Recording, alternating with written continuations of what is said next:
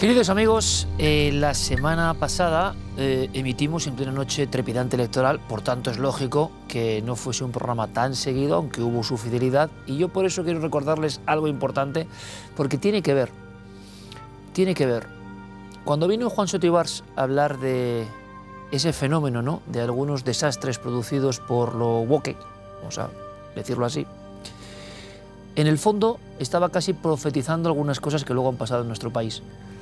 Aunque ahora mismo estamos con la resaca de una segunda parte, que es que pronto habrá también elecciones generales. O sea, todo como un batiburrillo en pleno verano. La trepidancia en la que ha entrado toda la sociedad, la rapidez, ¿no? Parece que es una especie de calco de nuestras propias relaciones. Bien, pero Juan Soto Ibars, repito, en esa noche en la que todos estábamos prácticamente mirando resultados y cuestiones, porque al final las elecciones son importantes, ¿no? Y todo el mundo se juega mucho, sea cual sea la ideología de cada uno. Éxitos, fracasos, ni una cosa ni la otra, cambios, pactos, promesas, en fin, es que el mundo de la política, en el que yo jamás me he querido meter mucho, eso sí, cualquier cosa que uno diga al final es política, porque siempre va a haber alguien que lo catalogue como de un lado o de otro. Dicen los expertos en la mente humana que ese es uno de los grandes engaños, ¿no? Dividirnos, atomizarnos permanentemente. No destacar aquello que nos une, sino aquello que nos separa. Y bueno, somos un país que también tiene muestra de ambas cosas. Resulta que Soto Ibars nos habló de cómo una cerveza había perdido un porcentaje impresionante por una serie de movimientos publicitarios y cómo muchas otras empresas se abandonaban a esa cultura woke, que puede estar muy bien para algunos, pero que indudablemente no es, digámoslo así, el sentir de la mayoría. Es muy curioso porque grandes pensadores dentro de la política, la empresa, la industria, las instituciones, y esto es un misterio que tampoco entiendo muy bien, se empeñan en, que es lo que decía Ibars, en meter a marcha martillo una serie de conceptos que tampoco sabemos si muchas personas, la mayoría, se sienten identificados o no. Se hace de la excepción la regla y se obliga además a amplios sectores de la sociedad, y esto ha pasado en los últimos tiempos, a comulgar con ruedas de molino que a lo mejor no quieren comulgar con ellas, porque no sienten esa naturaleza ni están de acuerdo con eso. Despreciar a las personas que no están de acuerdo 100% con ciertas cuestiones de la ideología woke ha provocado ciertos terremotos y para mí como mero observador, tiene mucho que ver con los designios recientes electorales incluso. He detectado, porque yo intento observar a las personas, mucho desagrado con muchas cuestiones y sin embargo uno de los enigmas es cómo compañías que se dedican a hablar o a vender su producto a todo el mundo, a todas las personas, y que intentan, me imagino, conectar con la mayoría, pues muchas veces desoyen a esa mayoría y lo que hacen es alinearse. Muchos me preguntan, ¿pero qué hay de fondo? ¿Pero por qué? ¿Por qué se elige lo más excepcional, con todo el respeto a esa excepcionalidad, con la que yo no tengo nada en contra? Pero se elige como bandera permanente de ciertos lobbies, de ciertas situaciones, de ciertas formas de pensar. Y saben los empresarios que no es la mayoría. Yo llegué a pensar en esta especie de cortocircuito que muchas veces es porque el poder de las redes, que es el gran cambio de los últimos 5 años, hacen que 40, 50, muy abanderados de la cuestión que sea woke o no woke, pero estamos hablando de esto porque para mí creo que es la clave, amedrentan a las propias empresas y les escriben, y los CEOs de las empresas, bastante acobardados en general porque tienen miedo de que alguien les diga algo de su producto, prefieren tragar con cosas que saben que no son así. Hágame usted este bañador absurdo, póngame usted esta cerveza, haga este anuncio con cosas que no son de la mayoría. Y uno dice, pues así vas a vender menos. Lo que trajo Ibars es un informe de las catástrofes del entretenimiento cuando tú metes ideología forzada, o sea que no pega mucho. Entonces la gente no lo entiende y es una leche tras otra. Y uno dice, ¿y qué sentido tiene? Es decir, ¿por qué se sigue incidiendo en eso? Es como querer hacer pasar a la gente por un embudo cuando la gente tiene una naturaleza y tiene una forma de ser que será la de cada cual, pero que no le gusta que le impongan las cosas. Hay quien dirá, claro, que siempre ha habido en el fondo condicionantes en todo el entretenimiento y en toda la cultura y en toda la empresa, pero da la impresión, no sé a ustedes, que en los últimos años eso se ha agudizado y que por narices tienes tú que... Y oye, luego cuando vas fuera de las burbujas de las redes y fuera de los urbanitas, España y otros países son muy grandes. Y mucha gente no entiende lo que pasa. ¿Y por qué tengo que aceptar yo esto? ¿Y por qué me tengo que comer esto? ¿Y por qué yo soy de izquierdas tengo que hacer esto, de derechas esto? ¿Pero qué me están obligando? Y cuando el pueblo se siente obligado, reacciona.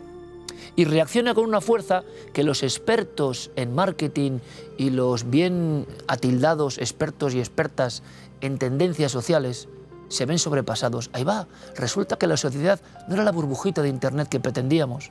Ahí va, resulta que todo este gran barullo y toda esta indignación a favor o en contra no era tanto para el pueblo, que el pueblo es muy grande. Y el pueblo a veces es más listo que los que hacen tendencias. Esta es la cuestión. El pueblo sabio es a veces mucho más listo que aquellos que generan tendencias, generan modelos o intentan vendérnoslo cuando se ve que no. O se ve que no en proporción, porque, repito, todo el mundo tiene derecho a su libertad y a hacer lo que quiera. Pero es como si yo les obligo a leerse, a partir de ahora me voy a leer este trozo de Gárgoles y Avidis, pero además la zona más densa. Y si no me compran esto y no hace gran audiencia, ustedes gilipollas. Esta sería un poco la cuestión, ¿no? Y alguien dirá, hombre, Iker, esto sobre Argantonio no es para todo el mundo. Vete a la cátedra de Argantonio y allí te entenderán. Pero no quieras que la inmensa mayoría comulgue con una cosa aburrida que no entendemos. Bueno, pues eso está pasando. Y alguien dice, ¿por qué? ¿De dónde viene el movimiento? No lo sabemos, porque en Estados Unidos los catacracks son uno tras otro, uno tras otro. Pero ciertas áreas del entretenimiento cultural y empresarial nos meten eso, hasta que se dan cuenta de que, oye, la gente tiene su propia forma de pensar. Tú puedes intentar modificar para tu interés, sea cual sea, a las personas, pero luego hay una especie de rebelión interna.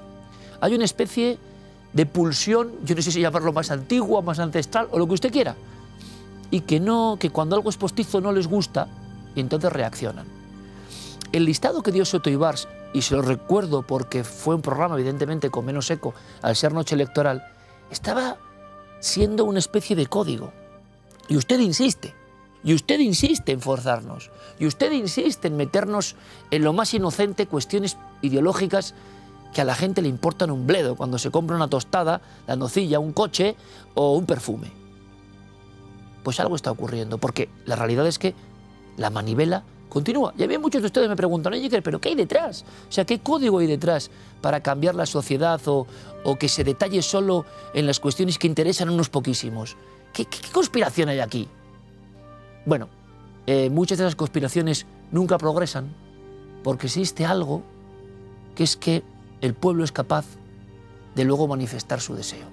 Y esa cerveza no te la compran porque no les ha gustado este programa no te lo ven si no les ha gustado algo, y esta historia no la siguen porque no se la creen.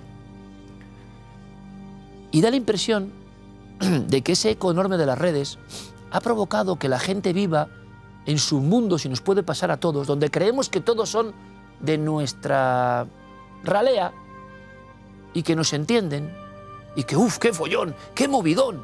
¿Movidón para quién? Usted sale 20 kilómetros y ya no hay movidón. ¡Buah! ¡Qué escándalo con esto, eh! Es que esto va a ser, fíjate, qué campañita, a favor, en contra, me da igual. Sale unos 20 kilómetros de la M30 y ya no pasa nada. Y dentro de la M30 tampoco. Es decir, se lo he contado muchísimas veces, amigos, la enorme división entre las polémicas artificiales, los lemas artificiales, los eslogans artificiales y el martilleo artificial, y lo que usted, que por fortuna sigue siendo bastante libre, le da la gana de hacer. Y amigos, hoy mismo hay muchos políticos, muchos analistas, muchos think tanks, muchos creadores de pensamiento, muchos departamentos de CEOs diciendo, ¿qué pasa? Pues pasa que el público es bastante soberano. Y en la tele lo sabemos muy bien, porque en cuanto te despistas un poco, ¡pum! Y me da igual todo lo que hayas hecho en el pasado. Si te empeñas en meternos cosas que nosotros no creemos, pues no nos gusta. Ahora, ¿qué pasará? Pues no sabemos qué pasará. A veces, incluso los plebiscitos son una forma de mostrar cómo una persona que había estado a favor de una cosa cambia. Esto es muy curioso. Yo pensaba que la gente era más, digamos, fiel a sus ideas y no las cambiaba, pero estamos viendo que también en eso hay un permanente devenir, ¿no? El misterio es, bueno, yo creo que en el fondo es por el miedo a la amenaza y a la campaña. Y algún día se dará cuenta la gente que manda que no es para tanto. Toman decisiones, toman reacciones, hacen cosas pensando en que igual durante una semanita tienen problemas con su marca, con su partido político o con su empresa. Y eso a la gente le importa bastante poco. A la gente le importan otras cosas esenciales. Cuando se pierde de vista lo esencial y se va a lo minúsculo, a lo puntual, a lo predeterminado por alguien y nos lo meten con calzador, claro, vuelve lo esencial. Es lógico, ¿no? ¿O no? ¿Qué les parece? Hasta dentro de 7 días, amigos.